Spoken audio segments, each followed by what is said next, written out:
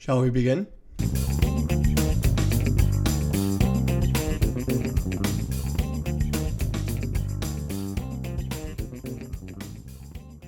Hey everybody, what's going on? Back with a new video today. We have another Hendrix book to discuss, and this discussion is going to be an interesting one. Later I will go over how I rated the book, but I will say it was a good read overall. I'm excited to talk about it, but enough blabbing. You already know what we're talking about from the intro, and that is Grady Hendrix, How to Sell a Haunted House. How to Sell a Haunted House follows a woman named Louise. She is going back to her hometown in Charleston and takes a very long flight from San Francisco to there because her parents have died. Louise flies back to her hometown in Charleston to discuss the arrangements she has to do with her brother, Mark. I wasn't really sure what I was going to expect with it, but as I was reading it, I was really enjoying it. I was turning the pages, I was diving into, the action, the suspense, the mystery of it. There was a certain part in the first half of the book that I talked briefly. It was kind of like a flashback. I'm not going to say or discuss too much detail about it, but it was like a political view, and I don't know about you, but I hate politics. So besides the political view, this was a really interesting book. How to Sell a Haunted House really tests your imagination, and Grady Hendrix again is really good at that. If you have not checked out my other Grady Hendrix reviews, I will leave the links down in the description below, so feel free to check those out. I have enjoyed reading Grady Hendrix's novels. The one that I really didn't like was We Sold Our Souls, but My Best Friend's Exorcism, The Southern Book Club's Guide to Slaying Vampires was my favorite from Grady Hendrix, and How to Sell a Haunted House was a much anticipated read of mine, and I'm sure of many other people. I've been seeing tons of reviews on Bookstagram and just seeing a lot of people talk about this book because right when it came out from the get-go, people were reading it. I mean, I looked on Audible. It has, God, I can't remember how many reviews it already has on Audible, but Grady Hendrix, again, is a great and very interesting writer, and he does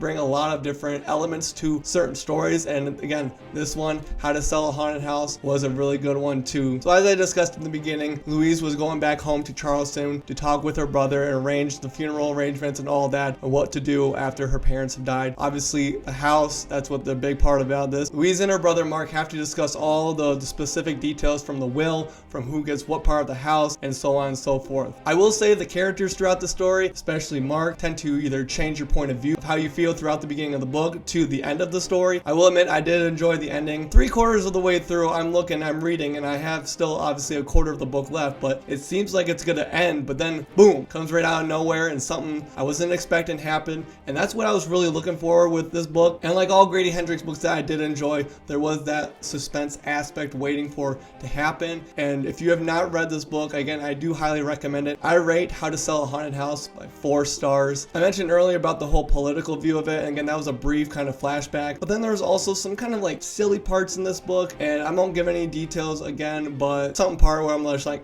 you probably could have did without this, Grady, but I did enjoy the whole ride all the way through, so that was the plus of this book. I did read it really quickly. I think I finished it in either 2 or 3 days. I want to say 2 though, but yeah, I listened to Audible, gets me going. I'm in details, and I'm like, I don't want to be disturbed. I'm going all the way through, so this was a good one. Easy read, just over 400 pages. If you have not read any of Grady Hendrix, I do recommend start with his other ones, and then, I mean, maybe you can even start with his new one, or you might just start to like his other ones as well, but that's totally up to you. My friends, comment in the comments below if you have read any of Grady Hendrix books. If you have read How to Sell a Haunted House, I will say that the cover is pretty interesting. I saw on Instagram as well that some of my UK friends had obviously the different version of it, and they were talking about which cover is better, the American version or obviously the UK version. I believe that the American version is just my favorite over the UK, but again, I would still read it regardless of the cover. The imagination and the horrific details that go through this whole story kind of leave you on the edge of your seat, which obviously that's what you kind of want in, this suspense horror book, especially one with haunted houses. The roller coaster of a journey that Louise takes, obviously with her brother, but just going,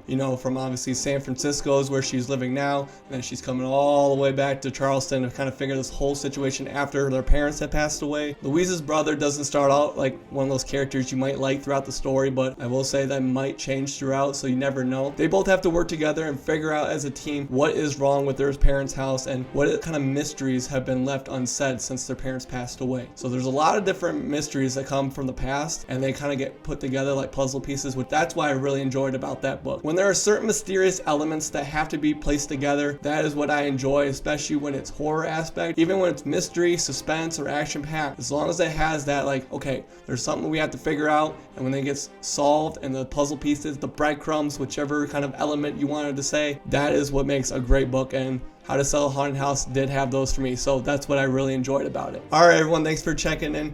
Please remember, my friends, always, and I do mean always, read your book cover to cover. We'll see y'all later.